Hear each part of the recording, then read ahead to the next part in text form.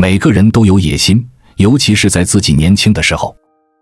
但随着年纪的增长，挫折变多，人的野心渐渐退化成了决心，决心变成了安心，安心变成了随心，随心变成了无心改变，然后就开始嘲笑那些有野心的年轻人。这些年我交的朋友年纪几乎都比我大，有些甚至是与我年纪相差很多的长辈，他们的儿子只比我小几岁。于是我总是被邀请到他们的家宴中做客，被某个只比自己小几岁的孩子叫叔叔。在一次家宴里，我这当叔叔的亲眼看到一次家庭冲突。高考填报志愿，儿子想学摄影，父亲是个工程师，坚持让他报考当地的工程大学，将来子从父业，稳定踏实，儿子能在自己身边，日子也能过得不亦乐乎。但那顿饭吃得很不开心，父亲滔滔不绝，儿子低头不语，我在一旁如坐针毡。眼看桌子上的红烧肉凉了就不好吃了，于是我率先张了口，哥，听听小侄子的想法吧，都是你在说，他都没张口。说着，我夹了一块红烧肉到他的碗里，顺势夹了一块给自己，顺理成章地吃了起来，味道还不错。孩子说的很简单，我从小就喜欢摄影，还获了很多奖，我觉得我以后会成为一名优秀的摄影师，会拍出世界上最好的照片。听到这儿，红烧肉在我嘴边忽然失去了味道，他说的那番话不像是一个18岁的孩子说出来的，而像是个10岁的孩子讲出的。他的话似乎更有味道。果然，他父亲开口了，年纪轻有野心是好事，但我告诉你，你肯定会后悔的。趁着他父亲讲着这没味道的话，我吃完了红烧肉，看了看他，咽了下去。他父亲继续说，谁还没个年轻无知的时候啊？我接了话说，年轻不一定无知啊，年龄不能决定智商吧。我继续说，那如果他后悔就后悔呗，这么大了还这么有想法，后悔是自己的事，不后悔岂不是更好？他父亲夹了块肉，囫囵地咽了下去，看得出那块肉对他来说也味同嚼蜡。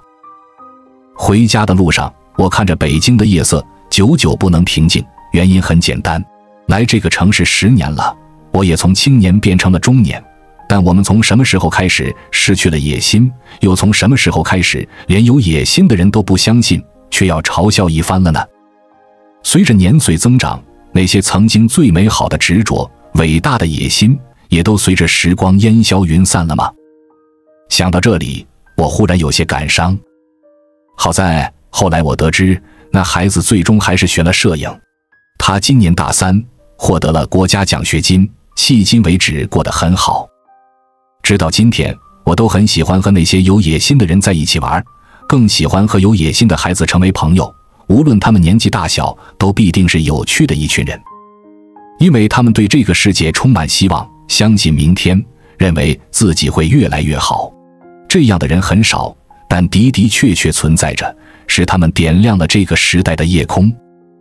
可只有野心远远不够，你的野心还必须配得上你的努力，否则只有野心，吹嘘扯淡，不行动，人就成了妄人。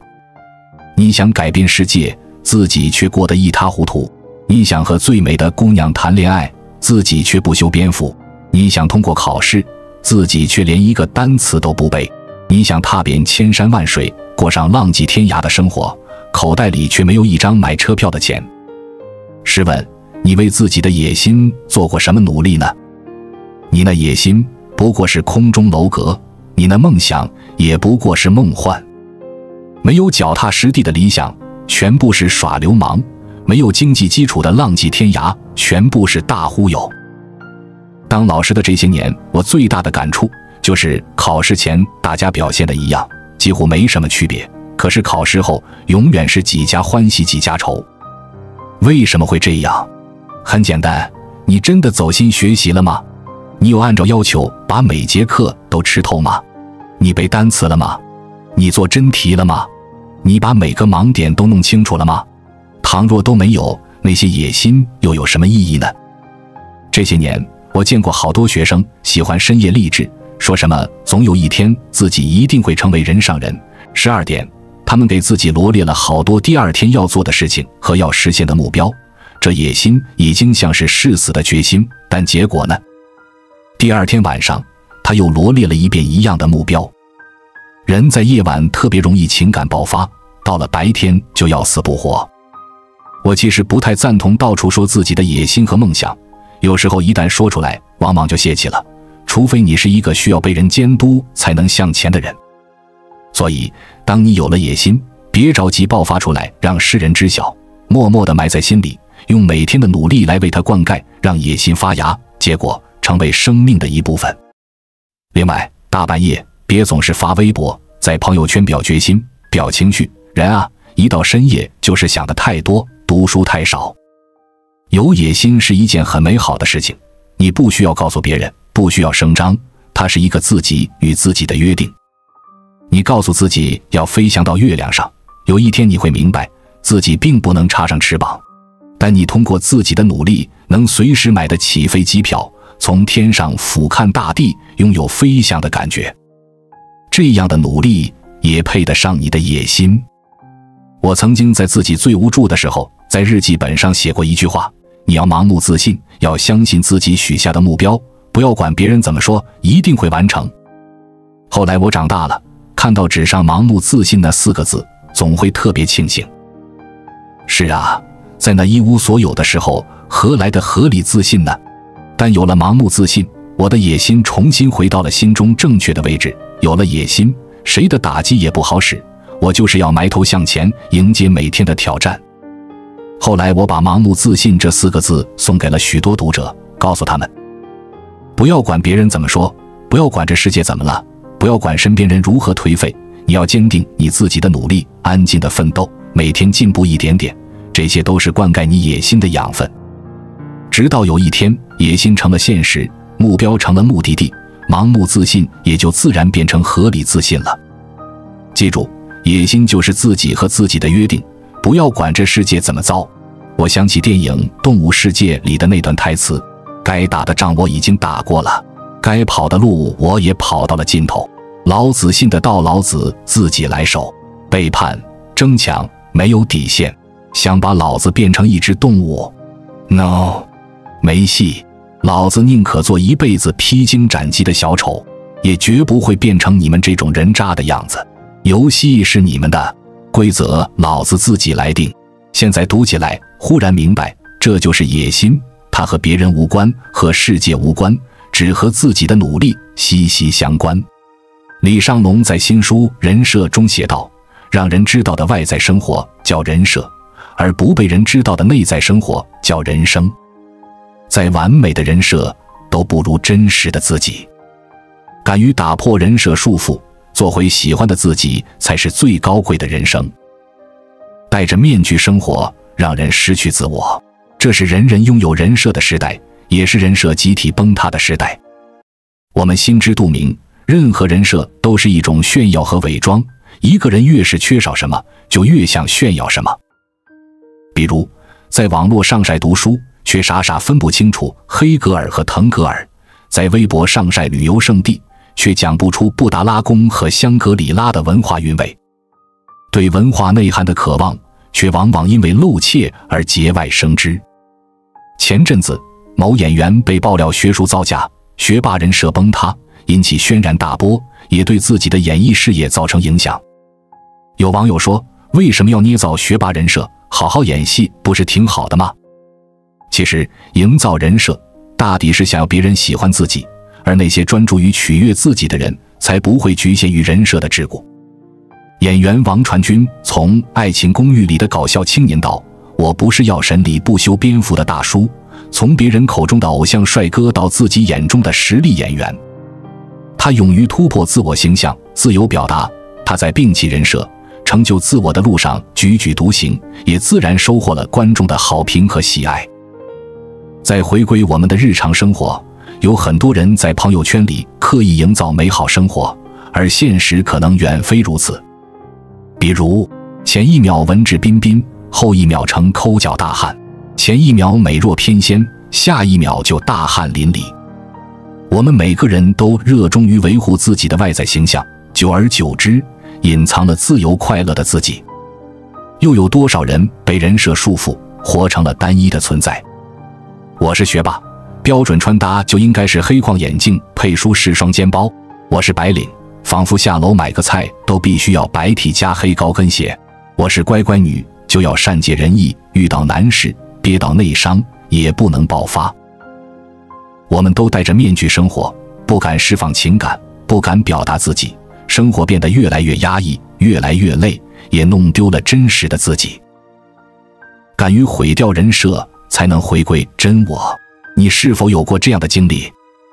在某个疲惫不堪的午后，你躺在床上，闭上眼睛，回顾过往时光，你扪心自问，我是爸爸，是老公，是孩子，是员工，却唯独不是自己。我活成了别人眼中的孝顺子女、模范父母、职场精英，却弄丢了自在洒脱的自己。我们每天扮演着别人眼中的理想模样，越来越在意别人的评价，却唯独忽视了自己。于是某一时刻，你决定绝地反击，开始不在意别人的眼光，肆意洒脱地做自己喜欢的事。你脱掉皮鞋，换上舒服的球鞋，去球场感受大汗淋漓的乐趣。你放下工作，去看一场心仪已久的电影，感受放空一切的静谧。你不再想去模仿什么明星穿搭，什么美妆招数，而是扎上马尾，到户外来一场身体和心灵的 SPA。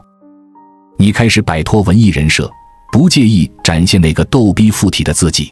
你一如往常享受美食，学会欣赏那个微胖又不失可爱的自己。你不去理会别人的目光，只是展现原本的个性，回归真实的自己。当你摆脱人设，随之而来的是发自内心的自豪和欣喜。或许我不帅气，但善意的笑容抵过一切矫揉造作的魅力。或许我不优秀，但一个真实的灵魂才有可能和另一个真诚的灵魂惺惺相惜。冷酷的面具屏蔽了我们对生活的热情，伪装的人设让我们变得不像自己。人这一辈子最重要的就是与自己和平共处，不要活在别人的期待里，而是去追寻自己的热爱，过想过的生活。就像李尚龙写的，我们这一生都在人设崩塌，人抵不过时光，还是要做回自己。击碎人设之后，看到的是更好的自己。当你勇敢打破人设，你会发现你的世界变大了，你的生活也开始变得精彩纷呈。不设限的人生才能酣畅淋漓。毫无疑问，我们每个人都被赋予不同的标签。你是高材生，应该按部就班做个教书先生，怎么能去卖猪肉？你都30了，还不抓紧结婚生子，再大可就真的嫁不出去了。你是女孩子，婚姻美满，家庭幸福就是成功，怎么总想着事业有成？没错，标签成为无形的枷锁，限制了一个人的身心自由。于是你不敢挑战世俗观念，活得谨小慎微。你开始钟情于自己的舒适圈，不敢突破自己。你甚至怀疑自己的选择，开始盲从地效仿世俗的标配人生。现实生活中又有多少人悲催着生活的无聊和无趣，过着浑浑噩噩的生活，心生抱怨，郁郁寡欢，却又无力改变。正值朝气蓬勃的年纪，却活得老气横秋，本该热气腾腾的生活，却成了一潭死水。其实真正能限制你的，只有你自己。我们这一生一定会去很多个城市，见很多个人，体会很多种生活，最终决定何处是自己的家。所以最年轻的日子里，永远不要限制自己的可能。这是李尚龙的生活箴言，而他自己也是这么做的。从军校学生到英语老师，从青年作家到青年导演，李尚龙在不断撕裂标签和单一的自己告别。越过现实的苟且，那些诗和远方的背后，是一颗不安分的灵魂，也是对自己热爱的执着。他热爱英语，为了讲好一堂课，可以和自己死磕几10个小时。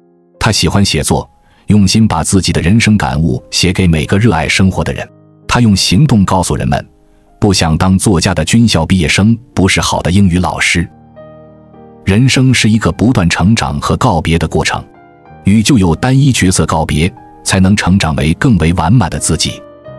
别让职业、年龄、性别标签限制了你的人生想象，不被定义的人生才有无限可能。不可否认，互联网时代被别人喜欢是一件太容易的事，但是让自己喜欢自己却是一件难上加难的事。李尚龙在新书《人设》中写道，在这个假面横行的时代，我们都需要一场崩塌，摆脱桎梏般的人设，然后和那个渐行渐远的自己见上一面。别让设定的人物毁了真实的人生。摘掉面具后，你会看到更加真实、更加丰盈的自己。所谓高贵的灵魂，是对自己怀有敬畏之心。愿你看清世界的真相，依然热爱生活，选择忠于自己。愿你看遍世界的浮华，依然悦纳自我，去做真实的自己。接下来与你分享45句激发人学习的正能量句子。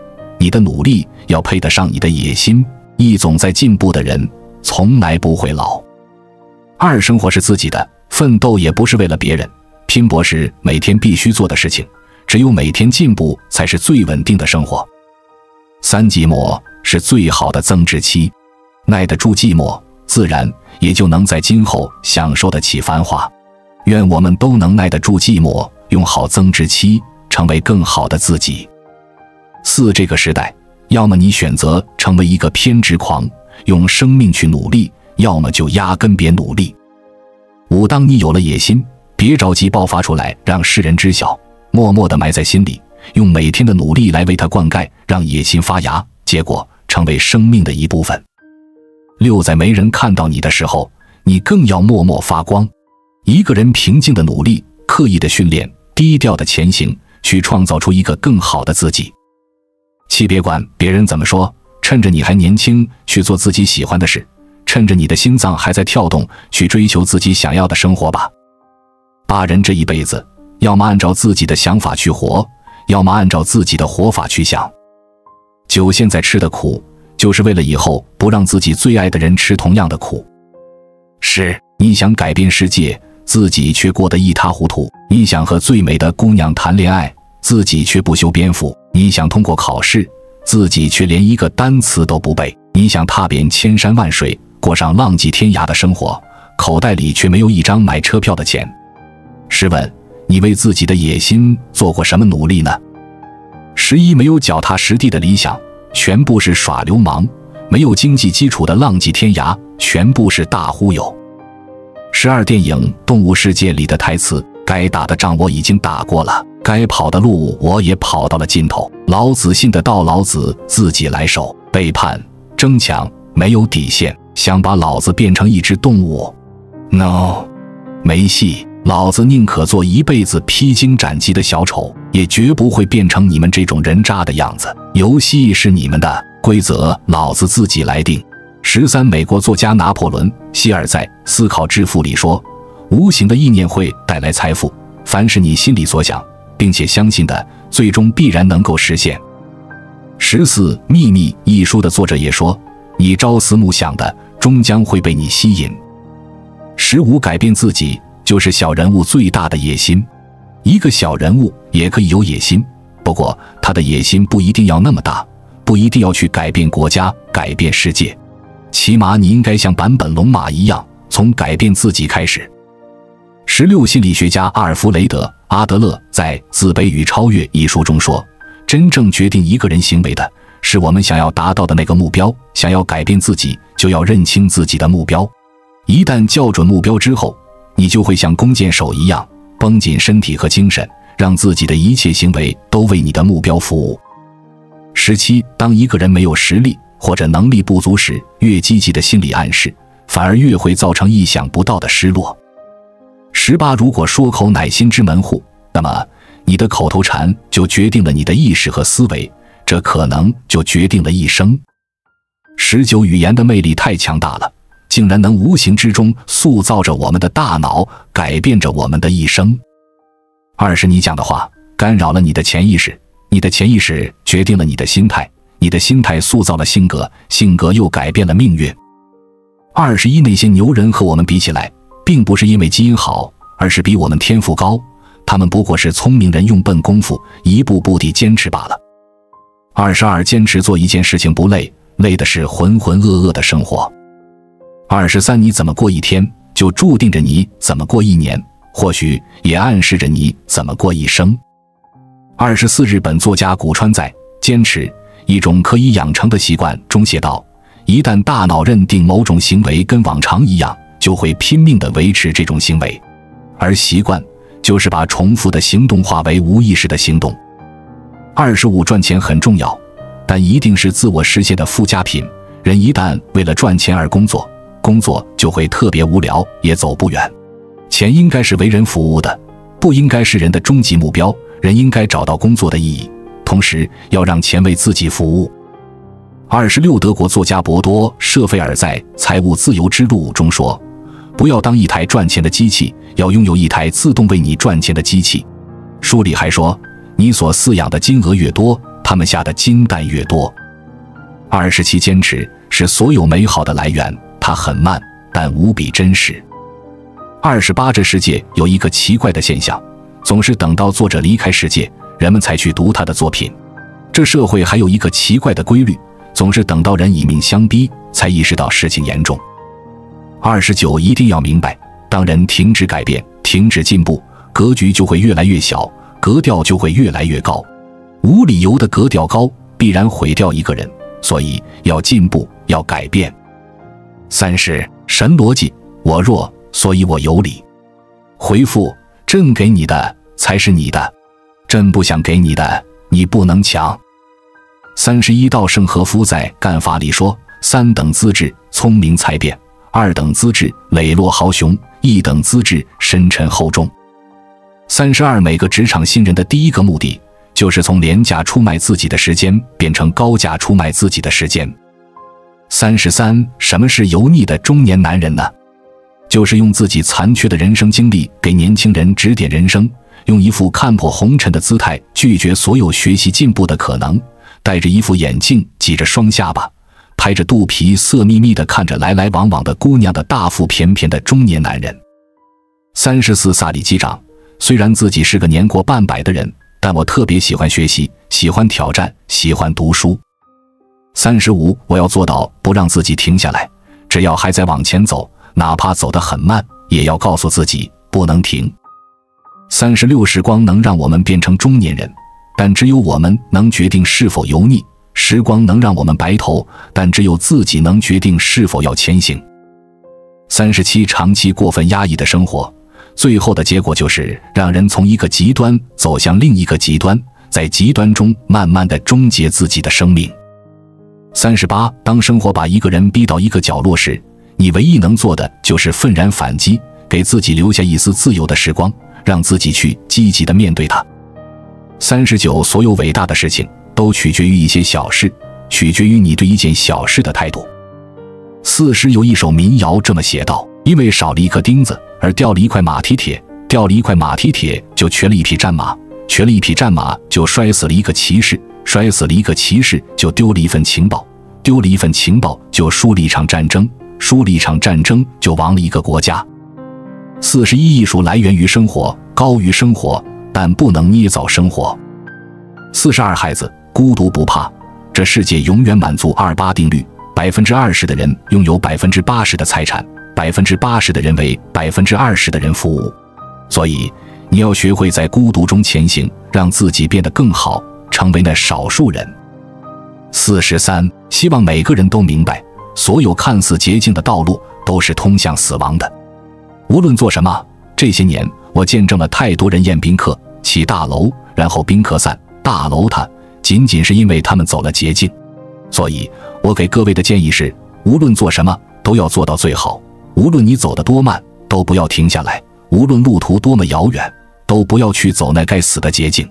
无论你写的是网络文学、生活感悟还是鸡汤，都应该尝试着写到最好，不留遗憾。44大城市的生活状态就是，你需要忙碌，但不要穷忙，不要重复没意义的忙。你需要的不是埋头干活，而是抬头奋斗。你要一边前行，一边导航，还要一边看着路牌，有时候也别忘了欣赏一下沿途的风景。45人这辈子最可怕的就是在最该努力奋斗的日子里，满足于自己所在的阶层，自满于自己拥有的生活。但比这些还可怕的是，他们竟然还年轻着，还有着无限的可能。关注我，我是才知道，带你解锁更多金钱的真相。